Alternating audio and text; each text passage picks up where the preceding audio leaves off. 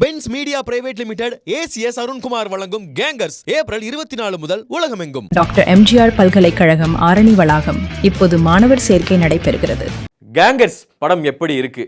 முதல்ல சுந்தர்சி சார்கிட்ட இந்த கொஸ்டினை கேட்டே ஆகணும்.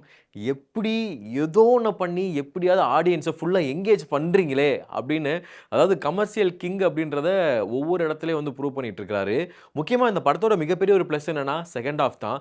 செகண்ட் ஹாஃப் வந்து நிறைய ஆடியன்ஸ், அதாவது இது வரைக்கும் படம் பார்த்த ஆட்டை போய் கேட்டிங்கனாலும் செகண்ட் ஹாஃப் எனக்கு ரொம்ப பிடிச்சிருந்துச்சுங்க. செகண்ட் ஹாஃபில் இது நல்லா இருந்துச்சுங்க. செகண்ட் ஹாஃபில் அந்த சீன் இருக்குல்ல வடிவேலு சார், அது நல்லா இருந்துச்சுங்க. முக்கியமாக பக்ஸ் இருக்காருல்ல, அவருடைய சீன் ரொம்ப நல்லா இருந்துச்சுங்க அப்படின்னு அப்படியே அடுக்கடுக்காக எடுத்து வைப்பாங்க அப்படின்னு தான் சொல்லணும்.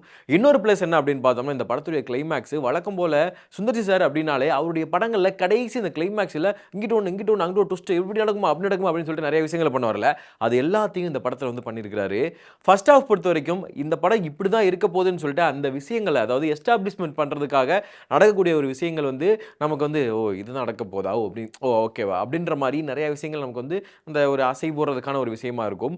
நமக்கு சுந்தர்சி சாரை உள்ளத்தை அளித்தாவா இருக்கட்டும், ஸோ மேட்டுக்குடியாக இருக்கட்டும், முறைமாமனாக இருக்கும், இந்த படங்களில் இவருடைய படங்களில் மட்டும் நிறைய ஃப்ரெஷ்ஷான சீன்ஸை வந்து பார்க்க முடியுது. ட்ராக்குன்னு சொல்ல முடியாது, இப்போ ட்ராக் கிடையாது. அப்போயா இருந்தாலும் ட்ராக் காமெடிஸ் எல்லாமே இவர் படத்தில் வந்து ரொம்ப ரொம்ப ஏதோ ஒன்று ஃப்ரெஷ்ஷாக நம்மளால் பார்க்க முடியுது அப்படின்ற ஒரு ஃபீலை இப்போ வரைக்கும் மனுஷன் 30 வருஷம் ஆச்சு, இன்ன வரைக்கும் அதை ஃபீல் பண்ண வைக்கிறார் அப்படின்றது தான் உண்மை. ஸோ அதுவும் இல்லாமல் வடிவேலு சார், அதாவது மாமன்னன் படத்தில் ஒரு நல்ல ஒரு கேரக்டர் ஆர்டிஸ்ட்டாக பார்த்துட்டு ஓகே இவர் தான் நடிப்பாருன்னு தெரியுமே, எத்தனையோ படங்களில் இவர் வந்து அழுதார் அப்படின்னு நம்மளே வந்து ஃபீல் பண்ண வச்சிருவார் அப்படின்றது தெரியும். மாமன்னன் படத்தில் அகைன் அதை ப்ரூவ் பண்ணார். ஓகே, காமெடியாக அவர் பண்ண படங்கள் நாய்சேகர் வந்து அதிகமாக எதிர்பார்த்தாங்க. அது எந்த அளவுக்கு வந்து மக்கள் வந்து ஏற்றுக்க போகிறாங்க அப்படின்ற மாதிரி ஒரு கேள்வி இருந்துச்சு. பட் அந்த படம் மக்கள் ஏற்றுக்கிற அளவுக்கு காமெடி பெருசாக ஒர்க் அவுட் ஆகலை அப்படின்றது தான் உண்மை. கேங்கர்ஸில் அவருடைய காமெடி ஒர்க் அவுட் ஆயிருக்கா? எஸ், ஆப்வியஸாக ஒர்க் அவுட் ஆகிருக்கு. பட் எல்லா காமெடியும் பார்த்தோம்னா எல்லா காமெடியும் ஒர்க் அவுட் ஆகலை. ஒரு நம்ம வந்து பழைய வடிவேலு சாரை ஒரு 60% ஆஃப் பழைய வடிவேலு சாரை வந்து நம்மளால் பார்க்க முடியும். நடுவில் கொஞ்சம் பக்கத்துக்கான பக்ஸ் இருக்கார்ல, அவருக்கும் வடிவேலு சாருக்கும் ஒரு காம்பினேஷன் வரும், அது நல்லாயிருக்கும். வழக்கம் போல் சின்ன பசங்களுக்கும் வடிவேலு சாருக்கும் ஒரு ஒரு காம்பினேஷன் கொடுப்பாங்களா, அதுவும் நல்லாயிருக்கும். அண்ட் சில இடங்கள் வந்து இந்த கெட்டப்னாலே சுந்தரி சாரே வந்து சொல்லியிருப்பாரு, இந்த கெட்டப் வந்து இந்த ஹீரோக்கு போட்டால் நல்லாயிருக்கும், இந்த காமெடிக்கு போட்டால் நல்லாயிருக்கும், ஆனால் இந்த மனுஷனுக்கு எதை போட்டாலும் சூட் ஆகுதுங்க அப்படின்றது உண்மைதான். ஏன்னா வடிவேலு சார் அந்த கெட்டப்புக்கு ஏற்ற மாதிரி பாடி லாங்குவேஜை மாற்றிடுவாரா, இல்லை அவருடைய ஃபிசிக் அதுக்கேற்ற மாதிரி ஒர்க் அவுட் ஆகுதா அப்படின்றது சுத்தமாக தெரியல. பட் இது பார்க்கும்போது ஓகே, இந்த மனுஷன் எதை கொடுத்தாலும் சிறப்பாக பண்ணிடுவார் அப்படின்ற ஒரு ஃபீல் வந்து கொடுத்துருக்குறாங்க. கிளைமேக்ஸில் அவருடைய அந்த டிரான்சிஷன்ஸு, அவருடைய கெட்டப்பு, அது எல்லாமே வந்து ஓஜி இஸ் பேக் அப்படின்ற ஒரு ஃபீல் வந்து கிடச்சிது.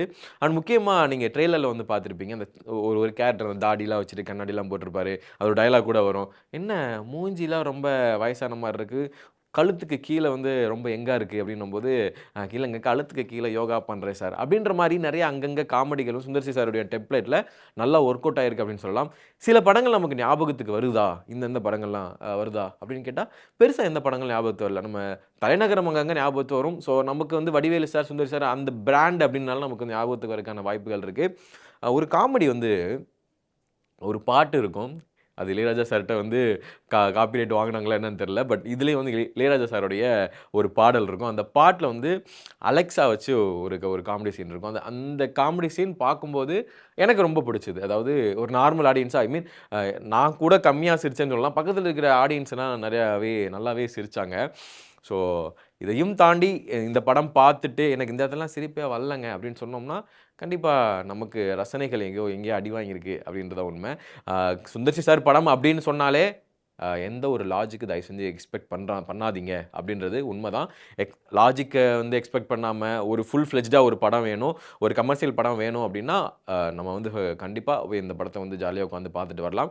செகண்ட் ஹாஃப் மோர் சாட்டிஸ்ஃபைடு அப்படின்னு தான் சொல்லணும். And Vani Bhojan and bucks and வந்து வடிவேல் சாருடைய அந்த டிரான்சிஷன்ஸு, ஸோ இது எல்லாமே ரொம்ப நல்லா ஒர்க் அவுட் ஆகிருக்கு.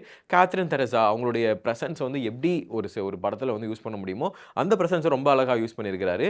அண்ட் சுந்தர்சி சார் வந்து ஒரு பிடி வாத்தியாராக நடிச்சிருக்கிறாரு, அங்கங்கே அப்படி இப்படின்னு சொல்லிட்டு நிறையா பண்ணியிருக்காரு. முக்கியமாக இவர் பண்ணது என்ன அப்படின்னா, ஒரு சின்ன பசங்களுக்கு, அதாவது ஸ்கூல் பையனாக நடித்த ஒரு 3 பசங்க மெயினாக இருப்பாங்க, அவங்களுக்கு நல்ல ஒரு ஸ்க்ரீன் ஸ்பேஸ் வந்து கொடுத்துருக்கிறாரு. அது உண்மையிலே பெரிய விஷயம் தான். ஓகே, கேரக்டருக்கு இது வேணும் அப்படின்னா அவங்க யாராக இருந்தாலும் அவங்களுக்கு கொடுக்கணும் அப்படின்றது. ஒரு சின்ன பையன் நடிச்சிருப்பாரு, அதாவது வில்லனுடைய பையனா. ஸோ அவருடைய கேரக்டர் வந்து நல்லா இருந்துச்சு. லிட்ரலி ஒரு இந்த கேரக்டருக்கு இந்த ஃபேஸ் வச்சா கொஞ்சம் இரிட்டேட் ஆகிற மாதிரி இருக்கணுன்றத அந்த பையனுக்கு வந்து ரொம்ப அழகாக வந்து அவருடைய லுக்கில், தாடியில், ஒரு ஃபேஸ் இதெல்லாம் வந்து நிறையா வந்து பண்ணியிருந்தாங்க. அந்த பையன் நல்லா நடிச்சிருந்தார் அப்படின்றது தான் முக்கியமான ஒரு இதாகவும் சொல்லலாம். சரி, இந்த கதை என்ன சொல்ல போகுது அப்படின்னா, அதாவது ஒரு சோசியல் மெசேஜ் சொல்லியிருக்காங்க. ஸ்கூல் பசங்க, அதாவது சில கஞ்சா, ஸ்கூலில் வந்து அவங்க என்னென்ன தப்புகள்லாம் பண்ணுவாங்க, அவங்க பார்க்குற வீடியோஸ், அதிலிருந்து அவர் ஒரு பிளாட்டு பிடிச்சி அதை வந்து ஃபன்னாக கொண்டு போய் பேக்கடாக ஒரு விஷயத்த சொல்லியிருக்கிறாரு. அண்ட் அவரோட இன்டர்வியூவில் ஒரு விஷயம் சொல்லியிருப்பார்.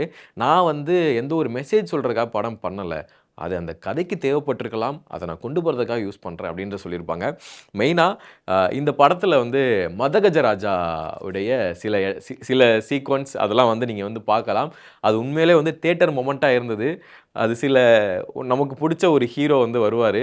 ஸோ அவரை வச்சு தான் இந்த படத்தை வந்து ஃபுல்லாக வந்து அந்த கிளைமேக்ஸ் வந்து ப்ளே பண்ணியிருப்பாங்க. அது கண்டிப்பாக எனக்கு வந்து தியேட்டர் மொமெண்ட்டாக இருந்துச்சு. ஸோ நீங்கள் படம் பார்த்துருந்தீங்க அப்படின்னா கீழே உங்களுக்கும் அந்த ஃபீல் இருந்துச்சு அப்படின்னு கீழே கமெண்ட் பாக்ஸில் போடுங்க.